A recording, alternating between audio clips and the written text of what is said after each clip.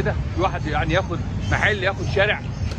انا عايز كل الكلام ده كله يتشال، واخد 3/4 الشارع ومخلي الشارع كده بتمشي في حته اقل من اللي هو واقف فيها. سايبه لي الدنيا فوضى، كل الشارع ده يتفتح، كل ده لازم يتشال، ولازم الكلام ده تحط له هنا اشاره مرور توقف الدنيا دي كلها عشان تعرف الدنيا دي تتنظم. جولة مفاجأة اليوم لمنطقة الفلكي من محافظ اسكندرية. سيادة الفريق زار منطقة الفلكي وشاف المهازل اللي قايم بيها الباعة الجائلين. تعالوا كده نكمل جولة سيادة المحافظ. الحاجات دي كلها تنضف، وهاتي نهضة مصر تنضف الطريق ده دلوقتي وكل الحواجز دي تشال.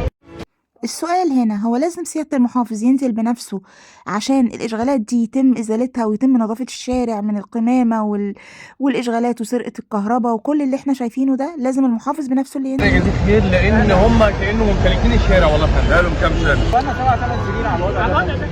لما المواطن ينتهي حقه لا ما فيش حاجه اسمها في حاجه فوق المواطن. طبعا الحمد لله رب العالمين، ربنا يبارك لك. كتر خيرك ويا ريت كل الناس كده والله.